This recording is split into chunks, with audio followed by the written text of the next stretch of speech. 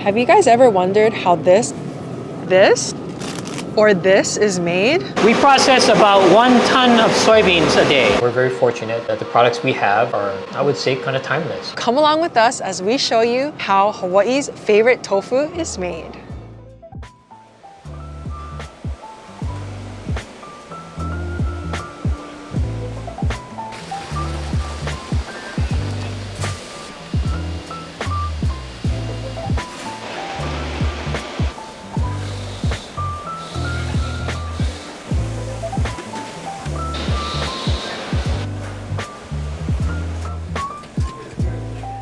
What's going on, Foodie Ohana? Welcome back to the channel. On today's episode, we're taking you guys along with us to uncover the secrets on how to make Hawaii's favorite tofu. And we're here at Hawaii's local tofu factory, Aloha Tofu. Aloha, my name is Paul Uehara. I'm the 3rd generation owner, operator, and president of Aloha Tofu Factory. Thank you for coming. Aloha Tofu started in 1950 when Paul's grandparents, Kame Saburo and Tsuruko Uehara, decided to take over a family friend's tofu business. The family friend had a pig farm and a small tofu shop. Both of those businesses are very time consuming, right? To manage pigs or to do a tofu factory. So he offered it to my grandfather, who at 50 years old decided it was a good idea to take over a tofu shop. So the original location was, I think, close to where Honolulu Community College is right now. There was a little sit-down diner in the front that my grandma ran, and then in the back was the tofu shop. In about 1960s, around the 1960s, they moved to location at Alamana Farmers Market, where I guess the Ward Entertainment Plaza is right now, until there was a big fire, and that fire took over and wiped out the factory as well, along with a lot of other companies. Fortunately, my grandfather had just ordered some machinery from Japan, and it was sitting in storage somewhere else. But he was already at that point, 60-something years old? So he had to decide whether or not he wanted to continue or not. He had this machinery, and he talked with his customers and his vendors, and they all allowed him to kind of get back on his feet. And then they rebuilt the warehouse in Farmers Market. And about 1976, we moved to this current location. This factory was actually built for making tofu. We're located in Palama Kalihi area. So our address is 961 Akepo Lane. We're on a small lane between North King Street and Dillingham. We distribute to all over the state of Hawaii. We use distributors, we work with produce companies. We also have a small fleet of drivers who deliver directly to some stores. We deliver directly to Don Quixote, Times, Marukai, Palama Market, Nijia, and then we also use a distributor to help us take to other stores like Foodland and Sack and Save and Safeway. And then we also have another distributor to help us to delivered to the outer islands. So our products are on Maui, Kauai, and the Big Island, but only in the state of Hawaii. We don't distribute outside of the state of Hawaii. So our customers are restaurants, shops in Chinatown, hotels, whoever wants tofu, fresh tofu. Our #1 seller would be our firm tofu. We have a 20 ounce and a 16 ounce. Related to that would be our deep fried tofu. The deep fried has gotten very popular over the last 10 years, especially with our Southeast Asian customers. We process about 1 ton of dried soybeans a day, and we produce 5 days a week, and we deliver also 5 days a week. 3,000 to 5,000 blocks of firm and soft tofu each day. So thank you for coming. Why don't we take a look inside? Why don't we start this side, and watch your step. Lots of tofu on the ground, so very slippery. This is our warehouse. These are our soybeans in here. I don't know if you can kind of see in there. These are the dried soybeans, yeah? There are dried soybeans. We get the soybeans from the Midwest. And so we bring in a container load right now about every 3 weeks, I guess, 2 to 3 weeks, around there. Dry soybeans, you can't process them. They have to be hydrated, right? So soaked in water. Then we can use it to process. But we use this stage to kind of blow them. We use a blower to blow them up to the tanks up there. So this is their raw form. Raw form, yeah. So you cannot eat raw soybeans. #1, they're very hard, right? You can feel that. Raw soybeans have a chemical that will interfere with digestion. Basically give you gas. You don't want to eat raw soybeans. Yeah, it's kind of like corn kernels, but yeah, very dense. Very, very hard. In fact, hold this. I'll get the hydrated soybeans for you. So same soybeans, it's like a before and after. So after you hydrate the soybeans overnight, 6 to 8 hours, then they'll get pretty much double in size. And try to feel the soft one. I mean, see how soft they are. You can squeeze it open. So when it's in this stage, are you going to eat it yet or not yet? Not yet. It's still raw, but it's hydrated, but it's softer. And because it's softer, now we can grind it up. So the dried soybeans are blown up to the tanks up there. We process about 1 ton of soybeans a day. So over 2,000 pounds of dry soybeans each day. And then from there, we'll make the different products like aburage, tofu, the firm, soft, deep fried tofu, soy milk, and we also have what we call oboro tofu, which is kind of a softer, custardy-like tofu. And I'll let you guys try later on. So the soybeans will get sucked into that magic loader, that little hopper up there. It'll drop down into the bigger hopper, and then the bean feeder, this thing right here, will drop it into our grinder. What the grinder is doing is it's adding water to the soybeans and crushing the soybeans. So what you get is, so this is after it's all ground up. And from there, we're gonna cook it. And then the cooking will allow us to separate out the solids. But all these little pieces in here, that's all the fiber, that gets separated out. We're only gonna extract the milk from the soybean. So this system here is our new cooker. So what's happening is the slurry is going through a series of tubes, up and down, up and down, up and down, all the way through. Then we have to cook it, make sure it's cooked. And once it goes through the cooking process, then we're gonna separate the soy milk and the solids, the fiber. So if you were to make, like, let's say just soybean milk, like the Asian drink, this will be just done from here. Yep. This one. Oh. Yep. So this is it. What this machine does is it separates out the solids and the fiber from the cooked slurry. So all that getting cooked from that cooker goes into this holding tank. Then from the holding tank, it goes into these strainers. And what's happening in here, this is the solid, the fiber being strained out from the soy milk, or the slurry. In Japanese, we call it okara. I know Korean, they call it pichi. English, we just call it soybean meal. So basically from a soybean, about 50% will be milk and about 50% will be the solids. Basically, it's waste. It's like organic waste. But we send it out to the pig farmers in Waianae, and the pigs love it. All natural, high in protein, high in fiber, very good for the pig. Could we actually eat these ourselves? Yes, this is a very traditional Japanese dish. A long time ago, when people were on the plantation, a little poorer, maybe not as much money, it's a very traditional type of side dish that they would prepare. Again, like I said, people like to eat it, they just don't like to make it. We'll take some of it and sell it in the market. So the solids get separated out, and then from there we take the soy milk. It's going to get shot up over into this tank here. At this point, the milk is still pretty hot. I'm trying to convert right now. 190 degrees. Oh, wow. So it's being put into this holding tank. This is just a hot soy milk. And then you can kind of see on the top there, those things floating, that's what we call yuba. Yuba is like a delicacy, in Japanese cooking. But a layer will form on top of any soy milk as it's cooling off. Sometimes we'll grab some of the yuba and take it home later on. Okay, so from there, it's going to get sent to that merry-go-round type of thing, that carousel over there. Automated coagulator or tofu maker. So previously, we used to make everything by hand. After we take out the soy milk, add a coagulant and mix it by hand. Right now, we've switched over to this automated coagulator. So what happens is each of these buckets will have a certain amount of soy milk. We add the coagulant, which is calcium sulfate and nigari. So nigari is magnesium chloride. It'll be mixed inside there and then it'll set. And then you'll get something that looks like this. And at that point, it should already start to coagulate. It should start to solidify. Each of these buckets is a different stage in that process. When it moves over to the next stage, you can kind of see it's not liquid. You see how it's gelled up? It's almost like a custard, yeah? So everything is measured, so each one is set in terms of the amount. Each bucket will come out about 90 seconds. So for the different textures, like the softer or compared to the firm, you were mentioning this is for the firm tofu. Correct, yeah. So for the soft, would it just be taken out sooner, or is there a different? So for the soft tofu, we have a different line. Actually, this is a soft tofu system, but we're not making today. This process, we use hot soy milk for the firm tofu. The soft tofu, we add heat when it's going through a pasteurization process. It's a little bit different. As time goes on, tofu gets firmer and firmer, actually. And then what we want to do too is we want to break up the tofu. The more you break up tofu, the firmer tofu you get, because the curds are smaller and then the water will be pressed out. Okay, so what John is doing right now, he's breaking up the curds. So John has been doing this for over 20 years, Ken about 15. And so it's kind of based on their experience. So they're feeling for how hard the tofu is. They're also looking and seeing what the coagulation looks like. And based on that, they might adjust. It still involves some feeling. It's not totally automated yet.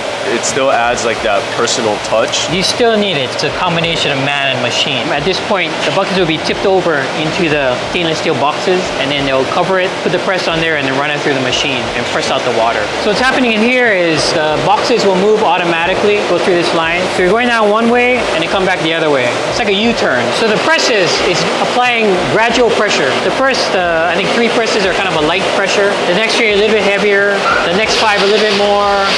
And then the last 3 are heavy pressure. If you press too hard in the beginning, because the curds are very soft, it'll just kind of come out.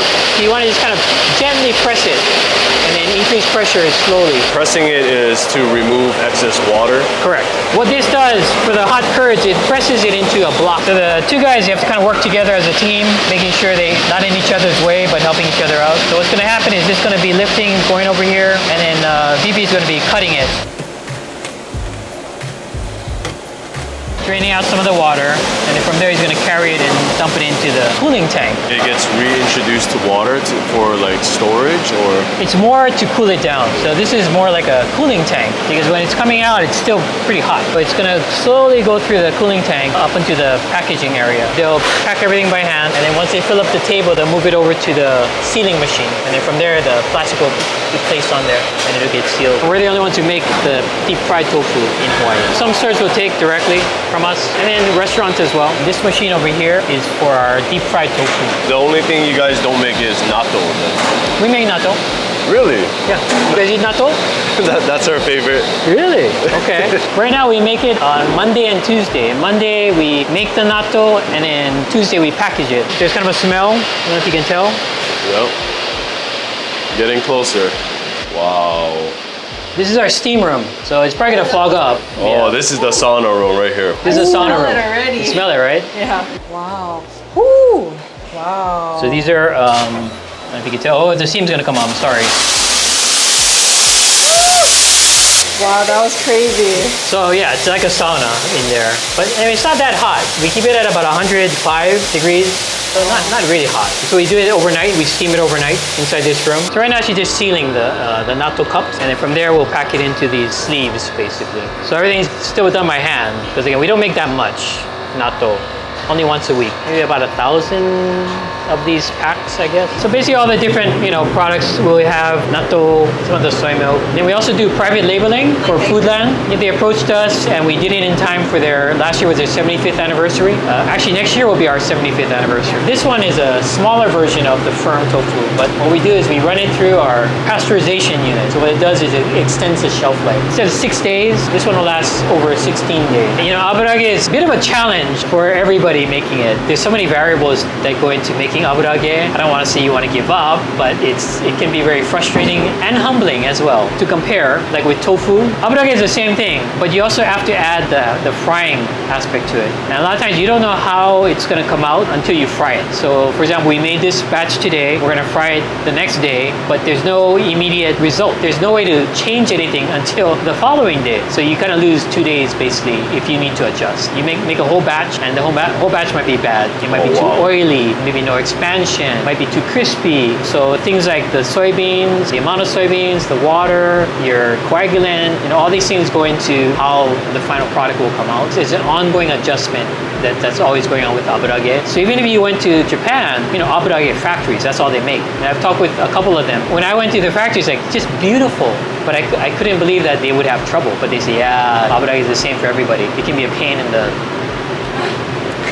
tofu, I guess. But again, we have very good customers and they depend on us. In fact, when we switched over to the new system, it took about 2.5 weeks to get it right. And so some of the customers were without aburage for like 2 weeks. Paul and Misa were so kind. They prepared for us some freshly made tofu products for us to try.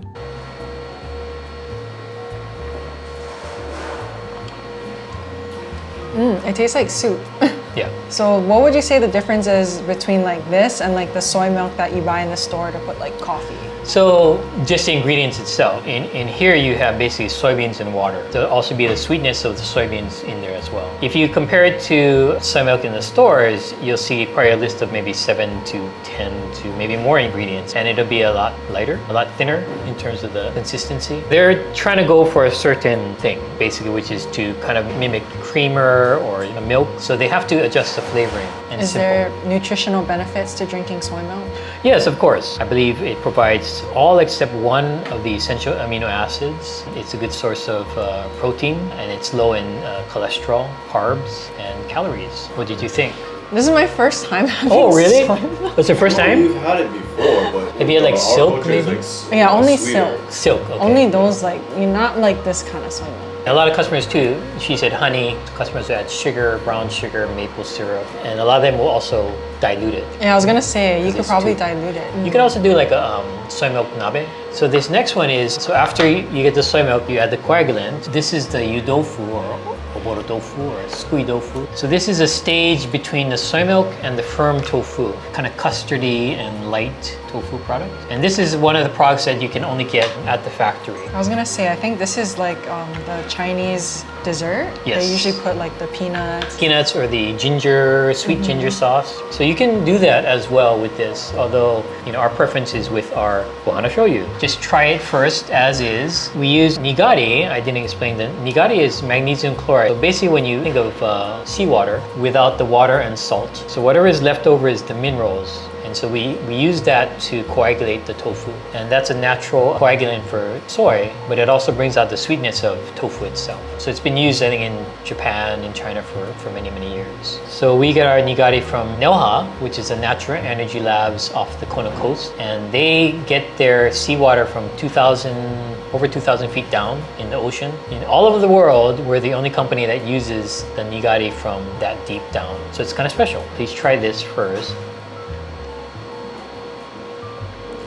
So it's kind of cooled off, but you can eat it cold or warm. So it has a nice texture. And then our Ohana shoyu, you can kind of smell that first. It has a very nice dashi-ish kind of, almost smoky kind of. Yeah. As soon as you pour it on, you get that nice aroma. So Yeah. they steep it with kelp and bonito flakes, as they're making the shoyu. But we don't really advertise too much, but we just feel this is a really good match for our products. So and then in terms of other things, deep fried tofu and aburage. You can try it straight like that or with also the Ohana shoyu as well. So for the aburage, I know they stuff with the pork hash, and Chinese they're gonna make jai. I like that it's not like super oily. It has a nice little puff. We use a combination of soybean oil and rice bran oil. So rice bran oil has one of the highest smoke points, which means you can fry at a really high temperature. This is my favorite.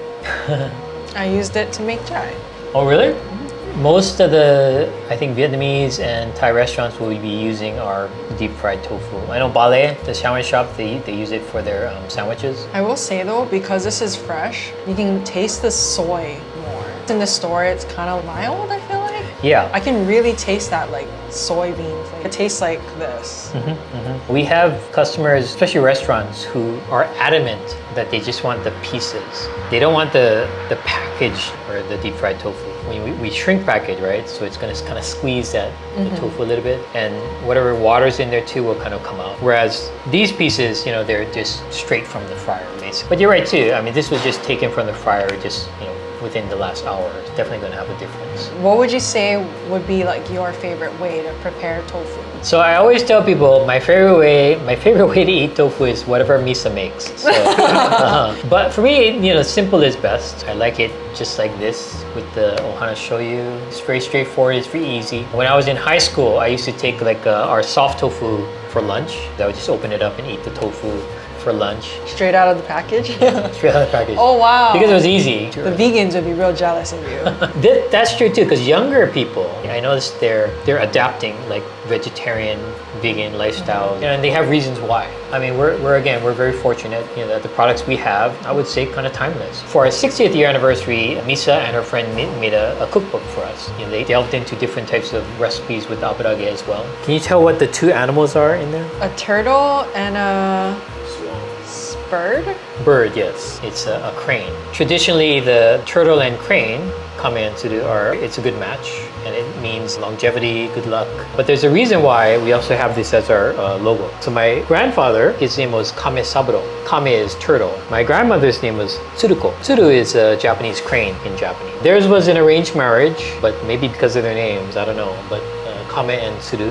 Oh, that's cute. Yeah, and so my father first conceived the idea to have them as our symbol. So if you look outside our factory, there's a turtle and crane outside. In 2005, we kind of rebranded it to make this logo. And so I kind of think it's like my grandma just hugging my grandfather, you know, kind of thing. Oh, that's cute. Yeah, I love so it. yeah, it's kind of a nice way to, you know, represent the brand as a way also to honor my grandparents. When we used to do Japanese tours, like Japanese visitors would come and we explained the logo. They were like, oh, you know, the reaction because they understand the, you know, the kame and suru connection. We're open to the public. We have a retail space, so you can come in and walk in and order tofu. We're open from 7 in the morning to 12 o'clock. On Wednesday and Saturday, we close at 10:30. We close it early because we don't manufacture on those days. So some of the items that you can only get from the factory are tofu, also the soy milk in a half-gallon or gallon-sized pouches. Like it's individual pieces of the deep-fried tofu. We also sell our off-grade products. So if it's slightly damaged, that's also available. And then sometimes we'll have specials, you know, if we overproduce or something, or we have it on sale, but you can only get that in the factory. Please feel free to come by. Thank you so much for having us. We had such a great time here at the Aloha Tofu Factory. Well, thank you very much for coming. Appreciate you spending your time here and learning a little bit about our company. I have some things for you guys to have. So this is our eco bag, I guess. It's a waterproof bag. These things are on sale. You can actually buy it here at the factory. This is our tofu cookbook that we had for our 60th year anniversary, Japanese and English. Wow. And this is our tofu tub. Tofu tub, you can put your tofu in there or unused tofu in there and store it in there. And then the last thing, this is actually our newest thing. So you're one of the first to get our pillow. Tofu pillow? Don't worry, there's no tofu in there, but you can sleep. Was any tofu harmed in the making of this? No. Oh, good. Yeah. So for you Aloha Tofu stans, you hardcore lovers, you gotta come and get your merch. Only available at the factory, yeah. Yay! But thank you. I love it. I love it. I needed this for sure. All right, Foodie Ohana, that's gonna wrap it up for today's episode on how to make tofu here at Aloha Tofu. We are super, super happy and fortunate to be featuring these local iconic businesses. A lot of you folks liked our previous episode, and we hope you guys continue to like this series. If you guys do, definitely let us know down in the comments. While you're down there, give this video a big thumbs up and hit that subscribe button to come and join our Foodie Ohana, and we will see you guys on our next episode. All right, Foodie Ohana, until the next foodie adventure, explore your inner foodie. Peace out. Bye, guys. How Hawaii, I can't do it, I can't. I don't know what I'm saying. If I can get it open. So let's get inside. So let's get inside and take a full tour. Oh, just end it there. Where were you said? Oh, I don't think my fingers are strong enough. So come along with us. Yeah, we used to do that, and then we went to like these little cardboard boxes, but they kind of would seep through the natto juice. I don't know what you call it. So that wasn't really good. And then we switched to these paper cups. We used to have customers, I think Japanese or Korean ladies, they would insist on the hot deep fried tofu, and then they go out in the parking lot and eat it. Because it was like, you know, getting right out of the fryer, right? It's like a savory donut in a way. Savory donut. So if I make it in that shape, maybe. Yeah. Put some like tofu sauce on top or something. Tofu cake donut.